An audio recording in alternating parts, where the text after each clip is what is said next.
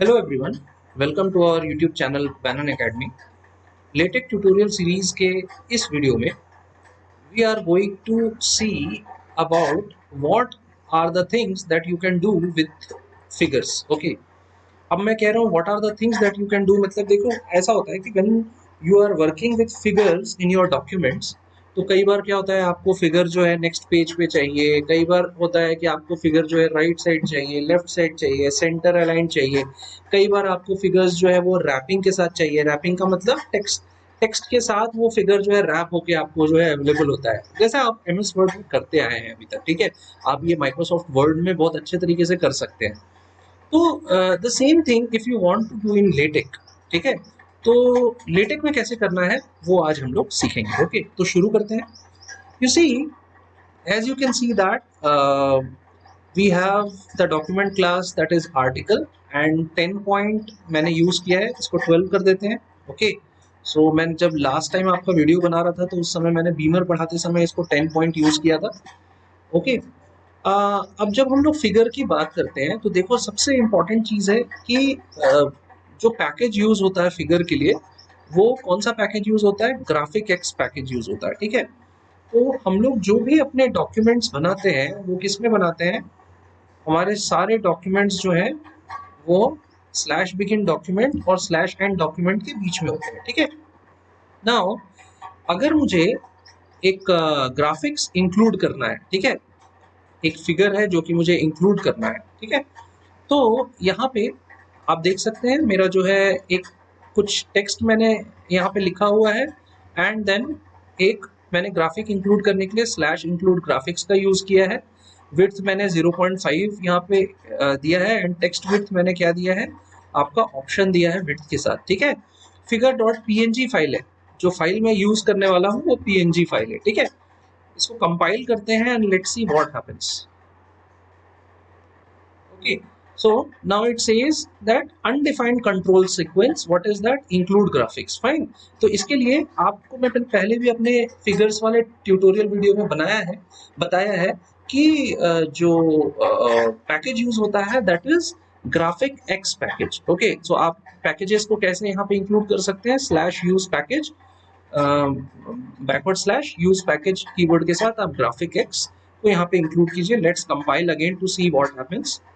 आप देख सकते हैं कि यहाँ पे हमारे पास एक डॉक्यूमेंट क्रिएट होके आ गया है and by default whenever you do not specify any position, तो जो डॉक्यूमेंट क्रिएट होता है वो बाय डिफॉल्ट लेफ्ट साइड में आपको वो फिगर इंक्लूड करके देता है।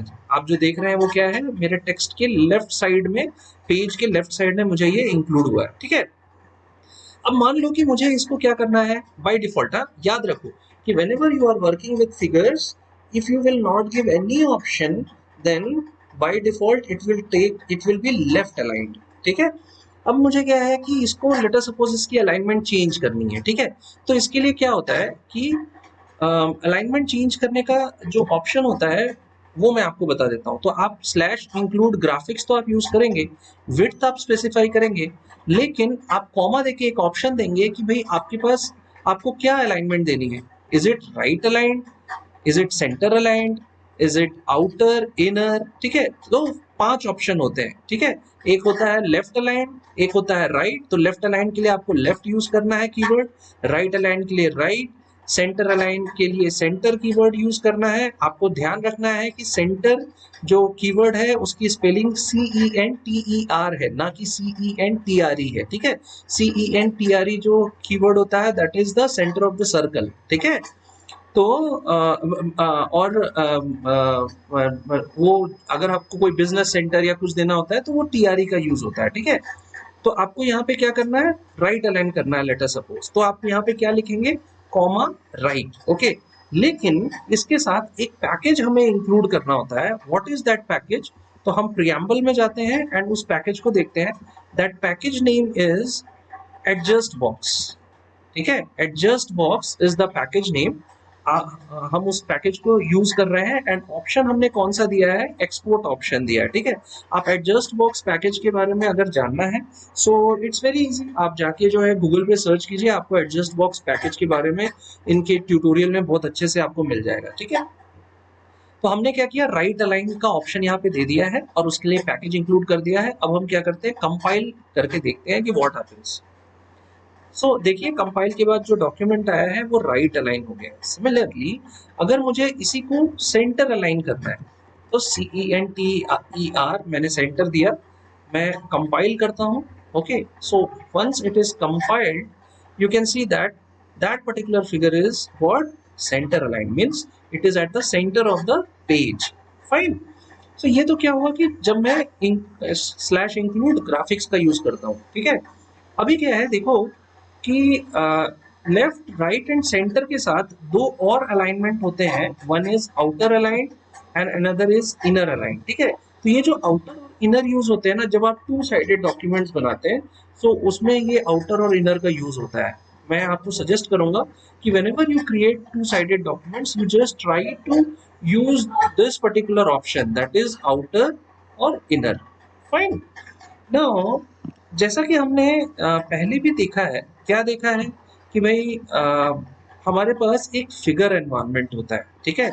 आपको अगर याद नहीं है तो आप क्या कर सकते हैं कि उस ऑप्शन उस फिगर, मेरे ट्यूटोरियल पे जा सकते हैं, फिगर के ट्यूटोरियल पे, जहां मैं फिगर एनवायरनमेंट के बारे में एक्सटेंसिवली डिस्कस किया हूँ, ठीक है। तो फिगर एनवायरनमेंट को आपको अगर यूज करना है तो क्या होता है कि फिगर एनवायरनमेंट में आप एवरीथिंग यू स्पेसिफाई, ठीक है। तो क्या क्या स्पेसिफाई करते हो, एक फिगर का आप जो है आप फिगर एनवायरनमेंट को बिगिन करते हो, एंड करते हो, फिर जो स्क्वायर ब्रैकेट्स है उसमें हम डिफरेंट डिफरेंट ऑप्शंस देते हैं, ठीक है। तो वो कौन कौन से ऑप्शंस हैं हम लोग देखेंगे। सेम इंक्लूड ग्राफिक्स का यूज किया है फिगर एनवायरनमेंट में। You can use caption also और लेबल ऑल्सो। कैप्शन और लेबल का क्या यूज है, आप मेरे जो फिगर्स का जो ट्यूटोरियल है उसका मैं लिंक नीचे में मैं दे दे रहा हूँ अपने डिस्क्रिप्शन में, आप देख सकते हैं। इस वीडियो के डिस्क्रिप्शन में उसका लिंक है, ठीक है। अभी मैं आपको जस्ट फॉर्मेटिंग सिखा रहा हूँ, ठीक है। तो अब हम लोग इसको जो है कंपाइल करके देखते हैं कि what happens. Okay, so once I have compiled you can see that my figure is by default it is coming up, है ना। मैंने यहाँ पे कोई ऑप्शन स्पेसिफाई नहीं किया है, ठीक है। तो ऑप्शन स्पेसिफाई अगर मैं नहीं किया हूँ इसका मतलब वो क्या है, फिगर ऊपर आ जा रहा है, ठीक है, और मेरा टेक्स्ट नीचे चला जा रहा है। मुझे क्या चाहिए, मुझे ऐसा नहीं चाहिए, मुझे इसकी फॉर्मेटिंग करनी है। और फॉर्मेट इस तरीके से करना है कि जो मुझे जरूरत है वो कैसा है कि मेरा टेक्स्ट ऊपर आए और तब मेरा फिगर आए, जैसा मैंने अपने एडिटर में लिखा है, कोड एडिटर में, वही चीजें मुझे आपके फाइनल डॉक्यूमेंट में दिखनी चाहिए। तो इसके डिफरेंट ऑप्शंस हैं, ठीक है। पहला ऑप्शन होता है स्मॉल एच। ओके, अगर मैं स्मॉल एच टाइप करता हूं तो इसका मतलब क्या होता है कि आपका जो भी फ्लोट होगा, मतलब अब फिगर आप फ्लोटिंग कर रहे हैं ना, थ्रू आउट द पेज आप फिगर को फ्लोट कर रहे हैं, ठीक है। तो जब आप फिगर को फ्लोट करते हैं थ्रू आउट द पेज तो उसमें क्या होता है कि डिफरेंट ऑप्शंस आपको मिलते हैं। तो यहाँ पे जब एच स्मॉल एच देंगे तो it means that this particular figure will occur at the same point where it is supposed to occur. Okay, so approximately at the same point. अब approximately at the same point का मतलब क्या होता है कि कई बार आपका पेज का एंडिंग है और वहां पे आपने उसको स्पेसिफाई किया है तो definitely it will come after in the next page. Okay, तो उसको भी हम जो है सेट कर सकते हैं, that I will tell you कि how you can do that, ठीक है। अब देखो स्मॉल एच अगर हम यूज करते हैं और उसके बाद let's compile and see what happens. So आपने कंपाइल किया तो आप देखो कि आपने टेक्स्ट के बाद कोड एडिटर में भी फिगर को स्पेसिफाई किया है और आपका टेक्स्ट के बाद क्या हो रहा है कि ये जो आपका फिगर आ रहा है वो जहां पे स्पेसिफाइड है वहीं पे आ रहा है, correct.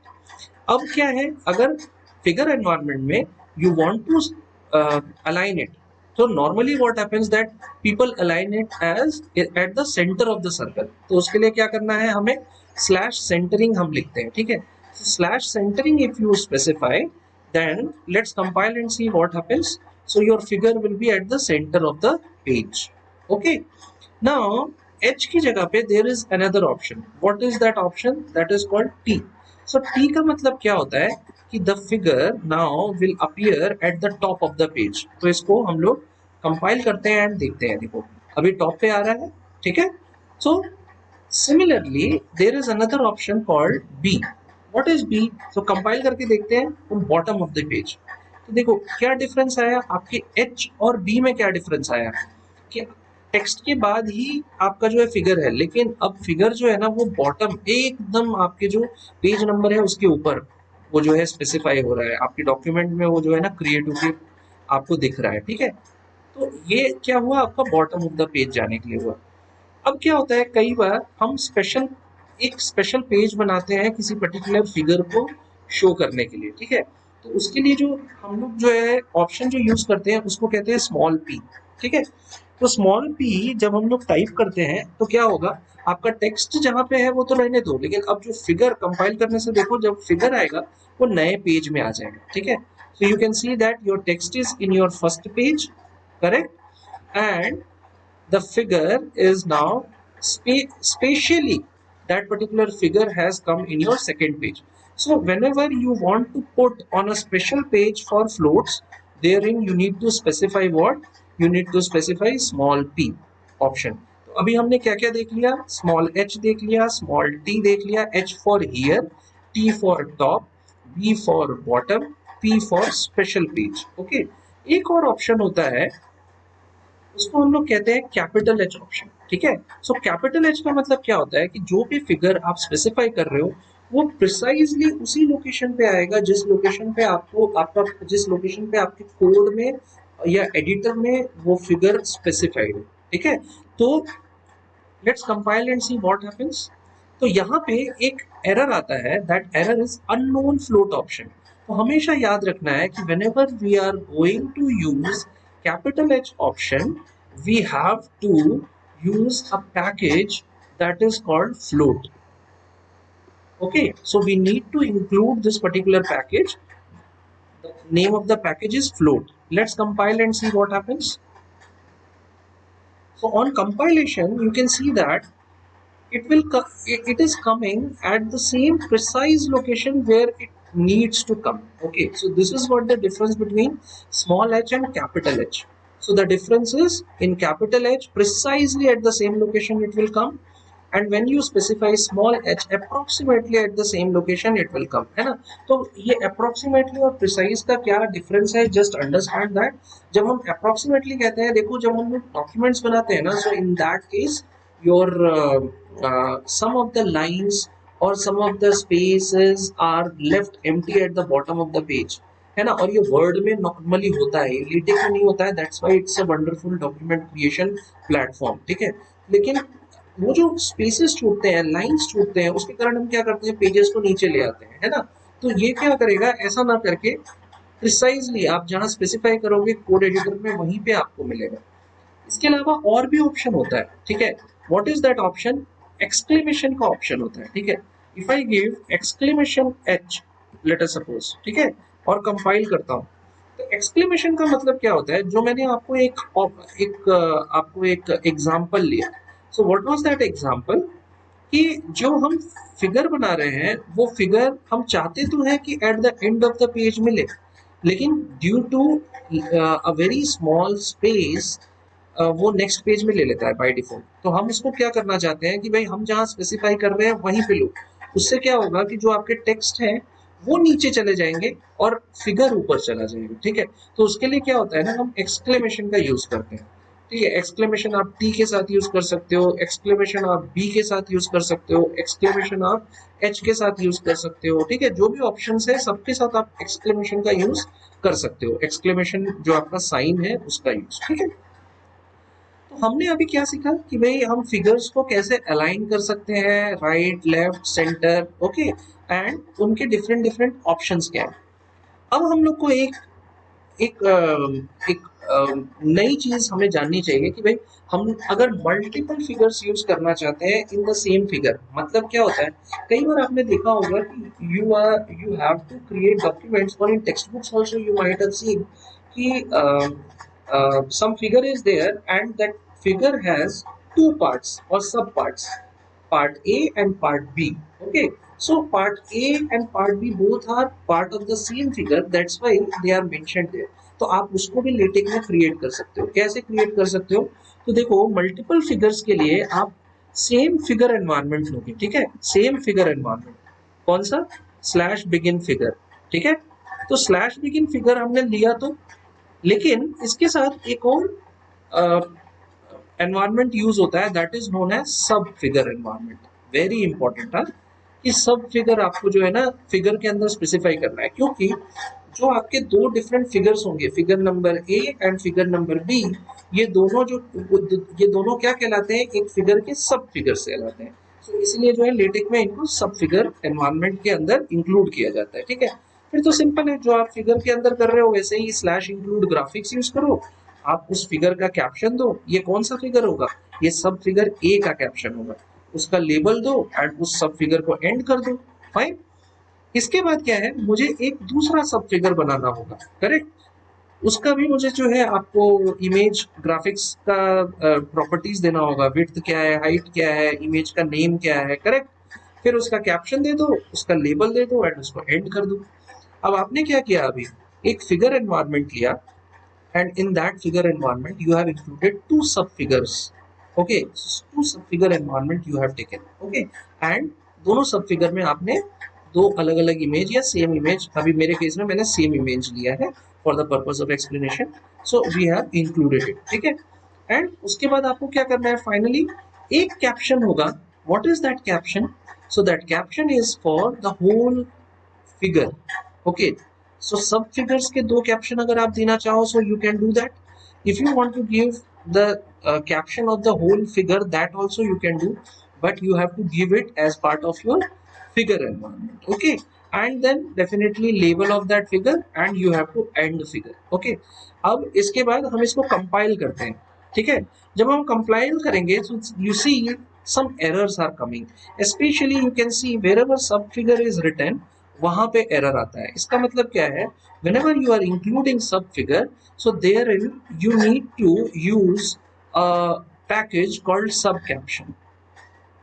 Okay, sub caption package का यूज करना पड़ेगा। Now I have included it, now I am compiling it. As soon as I compile it, you can see that I have two figures. Can you see? I have two figures.